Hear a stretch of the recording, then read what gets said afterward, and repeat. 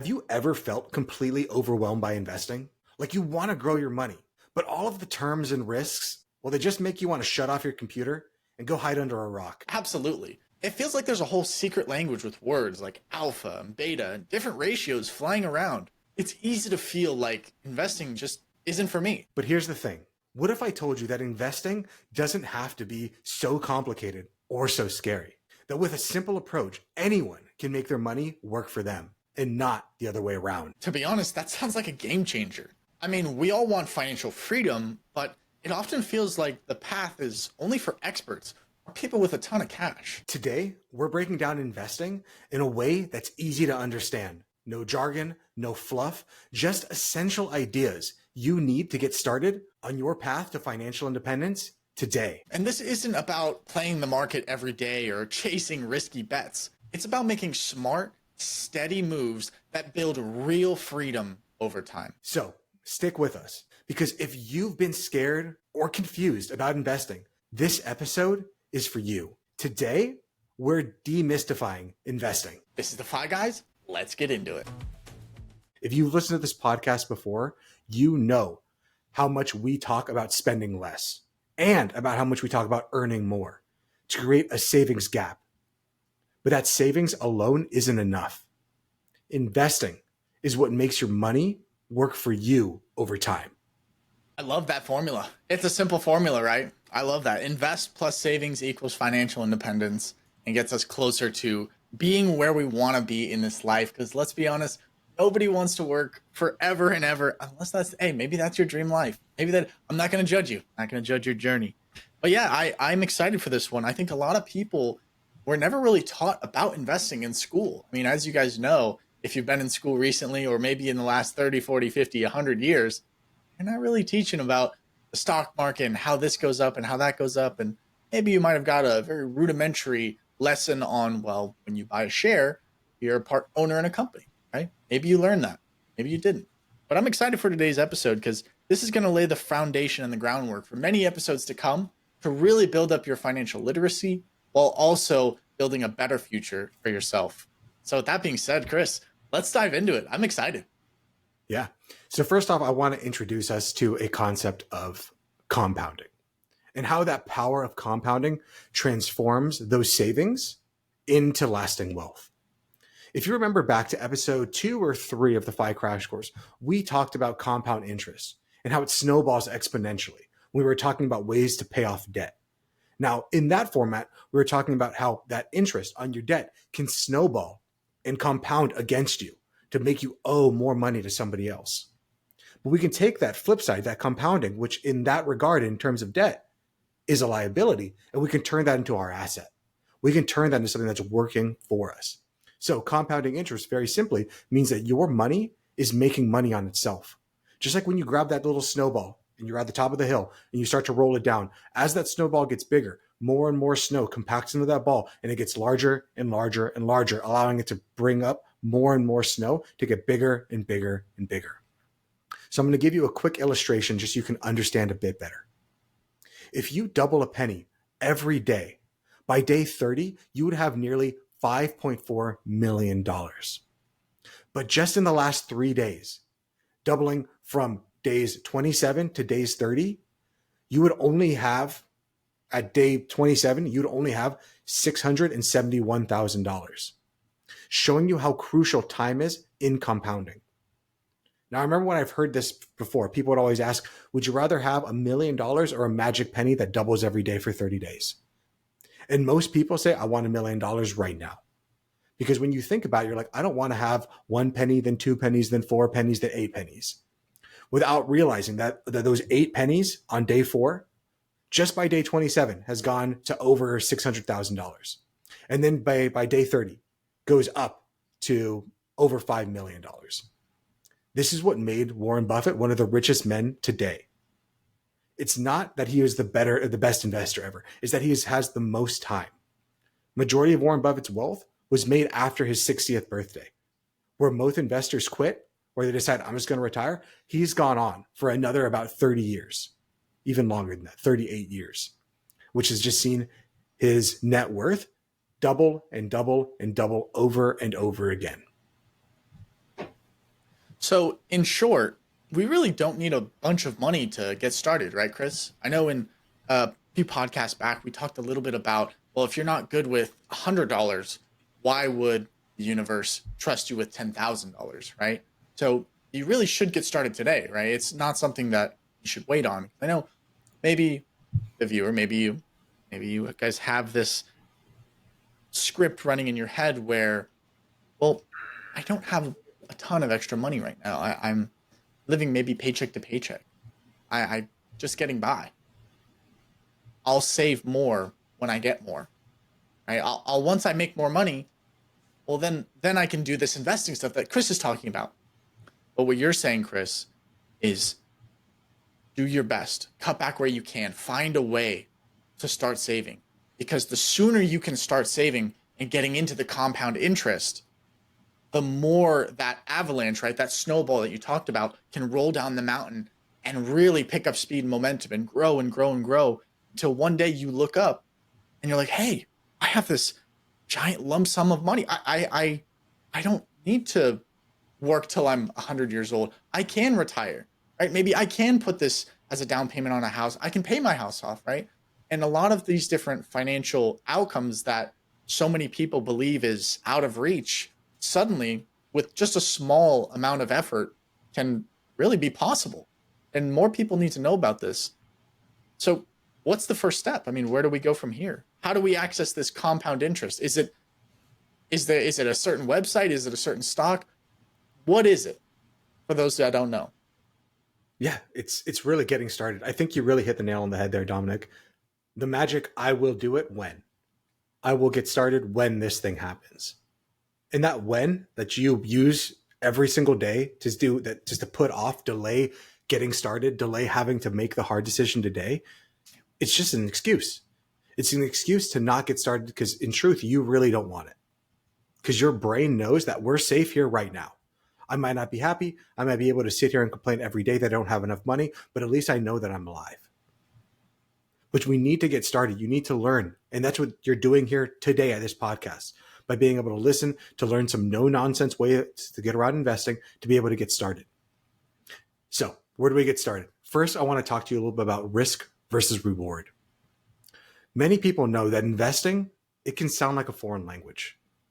Whenever you talk to financial advisors or people who are professionals with money, and I put that in air quotes, they'll talk to you about PE ratios, alphas, betas, Sharpe ratios, all this other BS. And it can be very intimidating to someone who's never heard these words before. If they've never heard those words, most people think that this person must have some sort of secret knowledge. But I don't want you to get lost in the jargon. I want you to focus on the basics. Be aware of what ultra safe investments are, your low yield options, and be aware of what high risk are. But let's first talk about what low risk is. Savings accounts and government bonds feel safe. I understand that most people, when they get their paycheck, if they say, I want to save money, that means I'm going to put it in a shoebox under my bed. That means I'm going to put it into a high yield savings account on Wealthfront or somewhere that's giving me 3%, 4%, 5% yield. And they're saying, well, look at that. I'm winning money. And I understand that that might feel safe, but you're actually losing money in terms of inflation, in terms of actual buying power. And this has never gotten any more worse than it is today. Today in 2025. Inflation is the silent killer. If your investments don't beat inflation, your buying power is shrinking. And most people don't realize this. They see the $100 in their bank account today, and then they'll keep that in there. And then eventually over 3 years, yielding at, 1 or 2%, they'll have $108 in their bank account. And they'll say, look how much money I made. I still have that $100. But with inflation, with the government just saying that more and more money comes into existence by decree with nothing backing it, that $100 now only buys $70 worth of goods, $60 worth of goods, $50 worth of goods. Now, we can have a discussion about inflation. We can have a discussion about fiat currency. We can have these discussions, and that will be a later discussion here in the FI Crash Course, because there's a lot going wrong with our economic system. But if you think that I can just save my money under my mattress, save my money in my shoebox, and it's going to be okay because it's less risky than investing it, you are wrong. Because the one thing that I can guarantee is that the government will continue to print money. Doesn't matter if it's a Republican or a Democrat in office. Both parties are addicted to this. We have to be able to learn how to balance risk and reward with a diversified portfolio of both stocks and bonds. This approach not only just works in theory, it has been proven to grow wealth while managing volatility, even if you're not an expert, which you don't need to be to get started and even to succeed. Dominic, what do you think about my rant? Wow. I mean, that's a lot to unpack there. I mean, especially for someone who has really never been exposed to all of that. Right? A lot of people never heard that level of introspective thought on finance and investing. And what might come to a surprise to a lot of people is really you invest just to keep your head above water. And a lot of people think, well, I can't invest for the future. I'm just keeping my head above water right now. Like, well, actually, if you don't invest, you're drowning.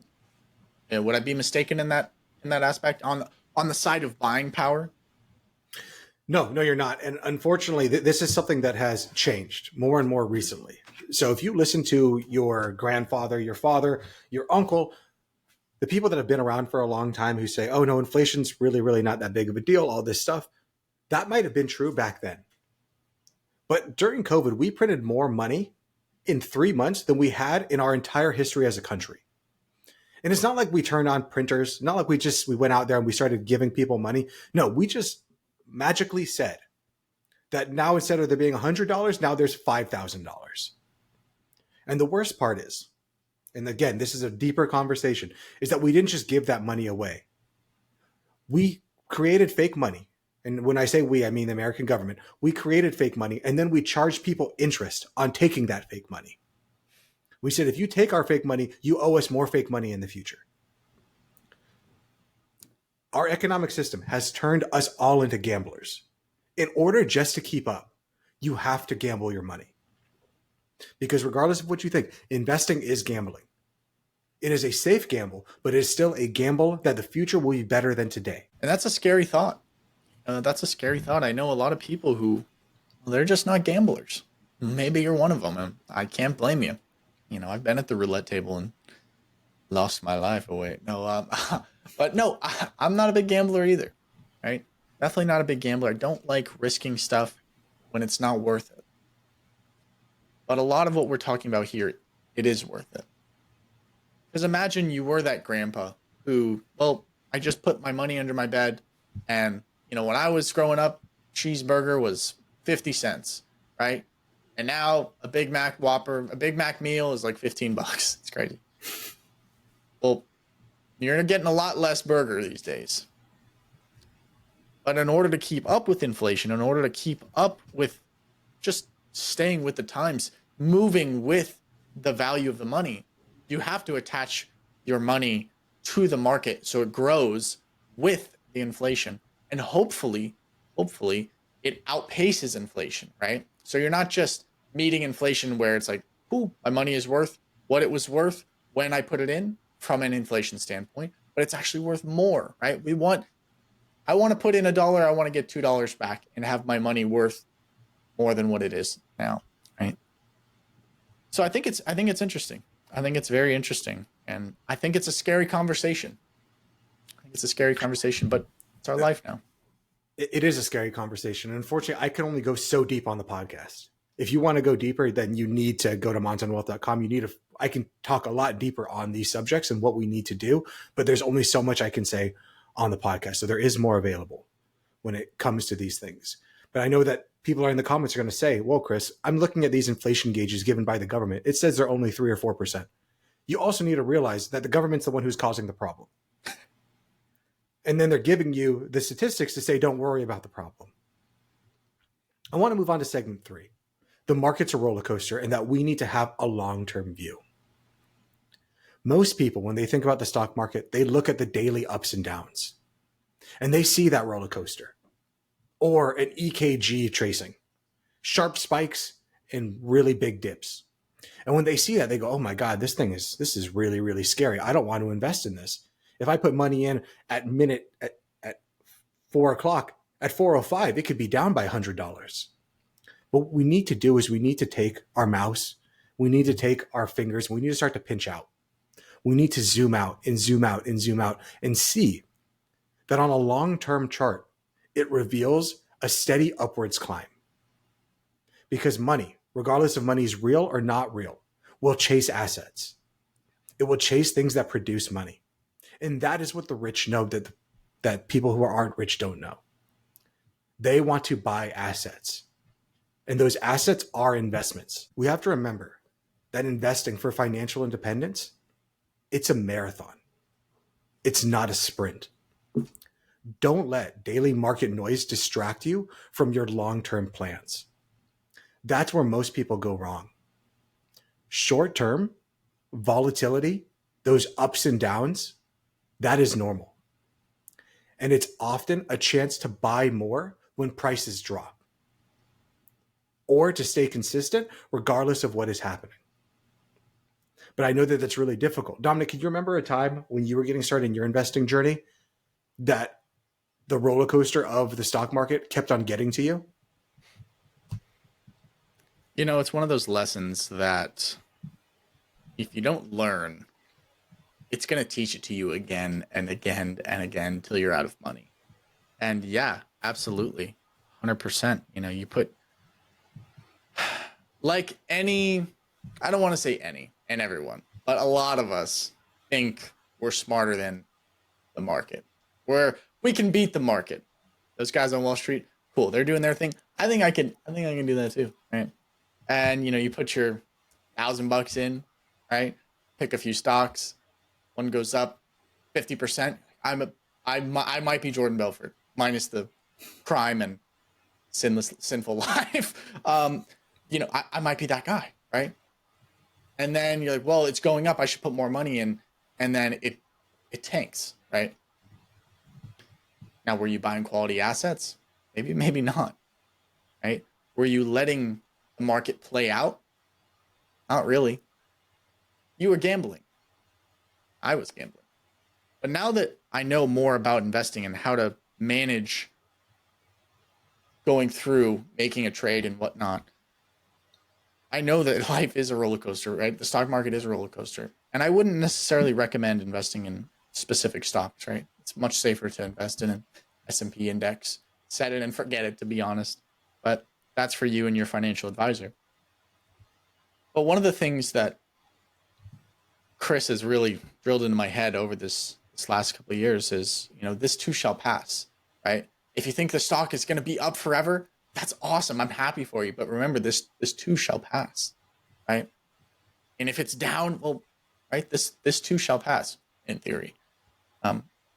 But yeah, I mean, investing is a roller coaster, like you said, Chris. I mean, it goes up and it goes down, but it's how you react to it is really what matters. Yeah. And that's what we talk about so much here on the podcast. There are 1,000 other podcasts, 1,000 other YouTube channels that talk about the math side of personal finance, the finance side of personal finance. And I would argue that that's 10 to 20% of being quote unquote good with money. But the other 80 to 90% is the personal side. It's the mental side. It's the mindset side. The two things, or the thing in between your ears, is what's going to dictate if you're going to be good or bad with money. So rather than focusing on the 10 to 20% of being good with money, let's focus on the other 80 or 90% to get you majority of the way there. And we can figure out the math later, because I can promise you the math is actually pretty damn easy. Despite what people want to tell you, despite how complicated the financial services industry makes it. And this is coming from someone who has been in the financial service industry for over a decade now. So I think that I have a bit of ability to speak on it. I want to talk about the market's resilience and historical trends. When we think about the market, when you go on to NBC, Fox, MSN, you're going to see charts that are going to be red, green. You're going to see pluses, minuses, up this much percent, down this many dollars. And most people have no idea what anything means. All they look at is green or red, good or bad. Am I going to have a good day or a bad day? History has proven to us that the markets are resilient. What happens on the day-to-day, that's all just noise. despite some major shocks to the market. And the market, remember, is just a personification of our economy, personification of what people believe the future is going to be. Think of the Great Depression. Think of the 2008 housing crisis. Think of COVID just a few years ago. The market has always recovered here in America, and it will continue to do so. The day that it does not continue to do so, we have much bigger problems than your 401k balance, than your retirement. So if you want to invest, if you want to believe in your future, if you want to believe that tomorrow is going to be better than it is today, that is the reason you invest. If you believe that the future is going to be worse than it is today from an economic standpoint, then yeah, you probably shouldn't be investing. Don't invest in stocks, invest in guns, bullets, and a bunker. You're taking a risk, but all the risk is different types of risk for what you see the future to be. But if you believe that America is going to continue to be prosperous, not only America, but the world is going to be prosperous, then it is unfortunate, but our government, and not just America, but all governments, has forced us to gamble, has forced us to have to invest to keep up, because they have proven to us that they are not going to stop printing money. And by when I say printing money, I'm not saying they're actually turning on a printer. I'm saying they're just saying that where there is more money. They're adding it to a ledger somewhere. Both aggressive investors and risk-averse savers have an opportunity to benefit from the market's long-term upwards trends. That doesn't mean we're looking at it every day. That doesn't mean we're trying to dance in and dance out. It means that we know that over time, the market will return a positive return. And if it doesn't, we have bigger issues than our investment portfolio. That typically means that there is blood in the streets. And what do you think about that? I'm curious. I'm hoping maybe you can answer this question. I think this is going to be on the tip of the tongue, right? This is the question most people want to know. But why do governments print money, right? Why can't we just, hey, this is how much we have, we're cool with that much, right? Why do we have to have inflation? That's a very, very deep conversation. Maybe that's a full podcast even. That is a full podcast. I'm going to give it to you really, really fast and just real dirty. Okay. So back before the Nixon administration, we were on something called the gold standard, and the gold standard meant that this goes even further back. After World War II happened, basic Europe was the economic powerhouse of the entire world. After World War II, their entire economy was decimated. So all of the gold reserves have been moved here to Fort Knox.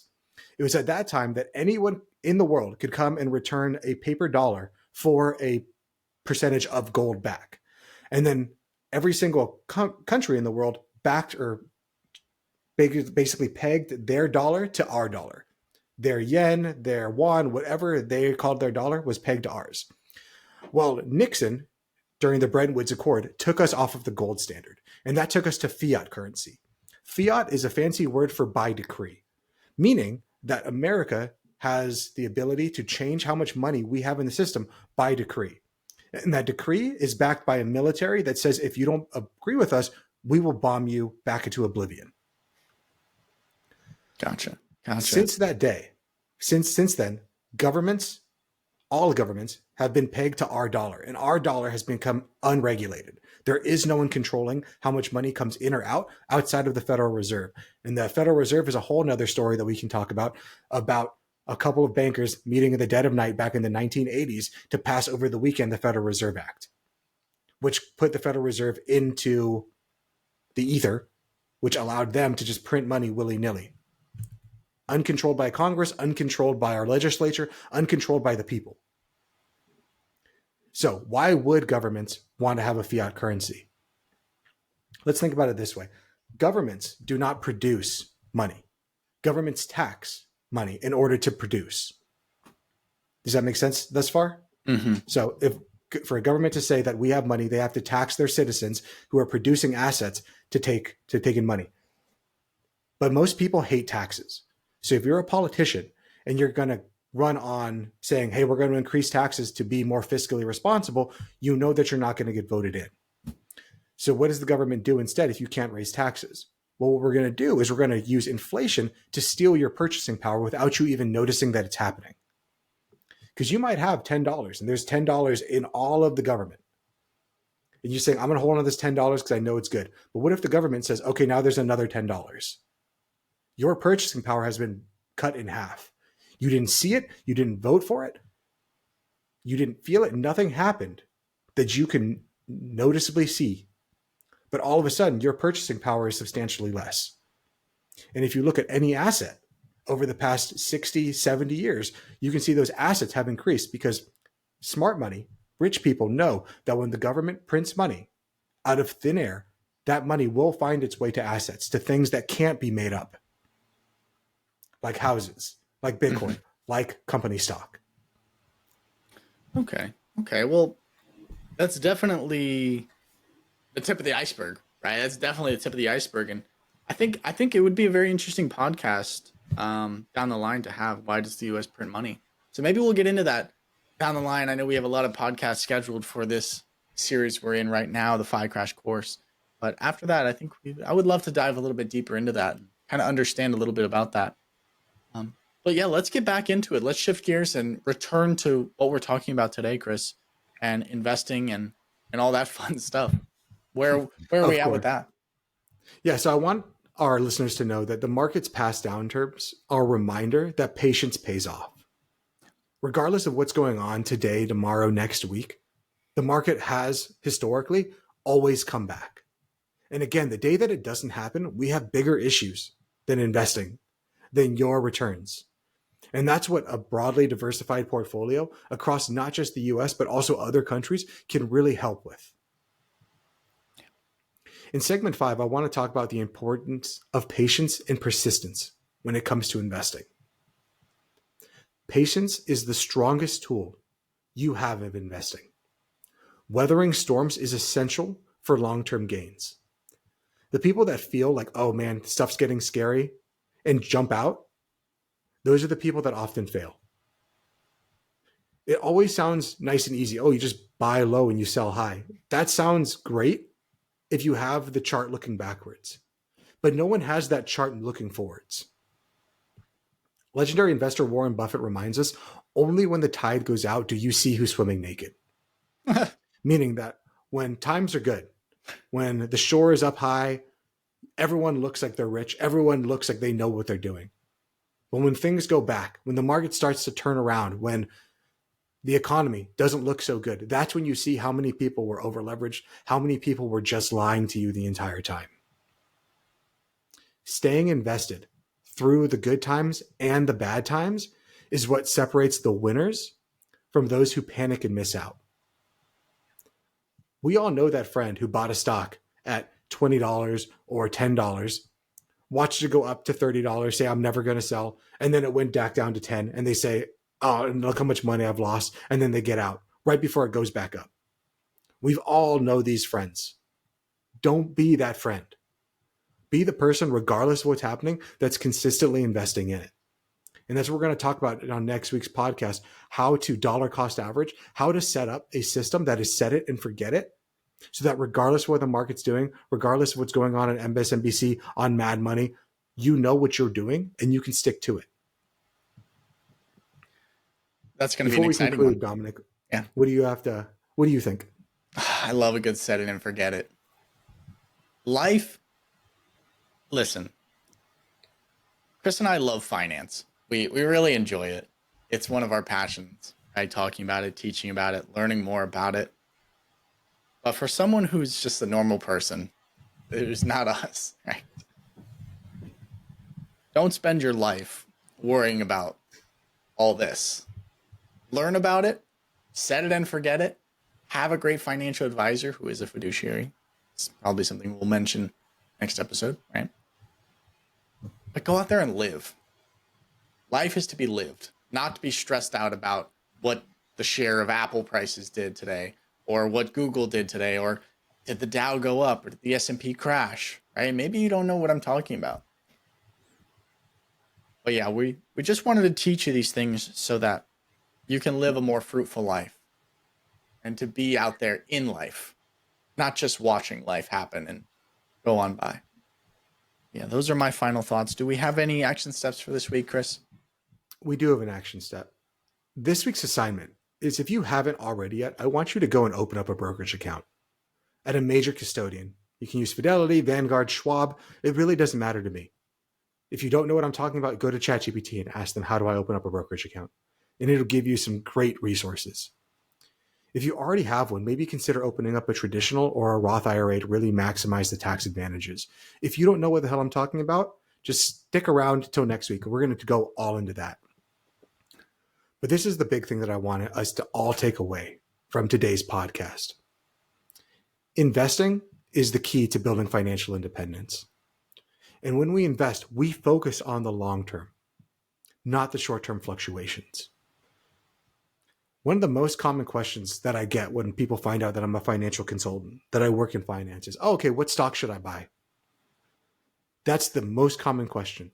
What can I do today? What can I buy right now today in order to, that's going to double tomorrow and then double again and double again? There's a scene in The Office where Michael Scott ends up being really bad into debt. And he goes up to Oscar, the accountant. He goes, do you know of any investments that I can buy that's going to double today and then double again tomorrow and double again tomorrow and double again the day after that? Because that's the investment that I want. I promise you, if someone knew what that was going to be, they wouldn't be talking to you. That person would be so unbelievably rich that they would not be in your sphere of influence, because no one has that. The amount of risk that you have to take in order to double your money 6 times over immediately is unfathomable. Does it happen? Yes, it happens. With how many people we have in the world, miracles are bound to happen every single day. But what makes you think that that miracle, that 1 in a million lightning strike, is going to happen to you over and over and over again? If you want to be successful financially, you need to take a long-term approach. Trying to go out there and win the day, win right now, you're going to lose. There's something that I always tell my jiu-jitsu students when I coach, and that's the goal of jiu-jitsu isn't to win every match. The goal of jiu-jitsu is to be able to play again tomorrow. And that's what we do when we have a long-term focus in investing. It's not to win right now. It's to be able to stay in the game long enough to play again tomorrow and play till the end of your days. And then be able to pass on that knowledge, that assets, whatever you want, that legacy onto your next of kin. And so they can pass that down so that you can be the person that changes your family's trajectory, changes your society's trajectory, changes your culture's trajectory. Be the change you want to see in the world. And that starts with taking a longer term focus than being short term in nature. Absolutely. I think that's brilliant. I absolutely love that because, winning isn't a moment. I feel like a lot of people in finance, when they have a number in their head, when they hit that number, I'm set. And it only leads to disappointment, emptiness. But yeah, winning isn't a moment. It's a habit. And your daily actions, that's what decides the real score of the game. So make sure that you're making great habits. Make sure you're taking great action, because we don't just want you to listen to this podcast. We don't want this to just be entertainment, right? We want you to really take action with it. So like Chris said, this week's action step is to open up a brokerage account if you don't already have one. Chris, what if they already do have a brokerage account? What's the next step for them? Yeah, well, hopefully you already have some money inside of it. So maybe I should have said that. If you have a brokerage account, you haven't put any money into it, put as small amount as you possibly can. Just set that up. If you already have one and you're already using it, let's look into an IRA, either a traditional or a Roth IRA. If you don't know what that means, I promise you, we will get to that here in the FI Crash Course, so you can stick around. But let's get ready to start learning how to invest our money the right way, so that next week's action step, when we bring it to you, you're going to be like, all right, I'm prepared. Because that's the goal of the FI Crash Course. Isn't to teach you everything, or it's not just to teach you every single thing that you need for the rest of your life, but at least to get you started. Because I don't want our listeners to continue to sit there with the I will start when. We need to get that out of our vocabulary. We need to start now. And that starting now starts with small incremental steps every single day. That's why every week we've given you little challenges, small challenges every single day to get you where you want to go. Rather than me starting off with, okay, the goal is now to invest in your life savings. That's too big of a chasm to jump. But can we just open the brokerage account? Can we just have it ready to go? One step every day. That's the aggregation of marginal gains. Dominic, will you close this out? Absolutely. With that being said, guys, I hope you enjoyed today's episode. If you did enjoy it, make sure to stick around for the rest of the FI Crash course. We've got a bunch of new information coming out in the coming weeks, and we're really excited to share that with you. I'm Dom. He's Chris. We're the FI Guys, and make sure to share this podcast with someone you care about, because it's more fun to go on this financial journey when you're going with a friend or a family member. We don't want to leave anyone behind when getting to those successful financial independence moments. So with that being said, we'll see you guys back here on Friday for Friday's recap, with also a viewer mailbag and a win of the week on that episode. But till then, we're the FI Guys, and we'll see you in the next one. Later, guys. Later. This video podcast is sponsored by Monzon Wealth. The content in this podcast is for informational purposes only and should not be considered financial advice. We do not endorse specific products or services. Past performance does not guarantee future results. The opinions expressed are those of the hosts and guests, not the podcast sponsor.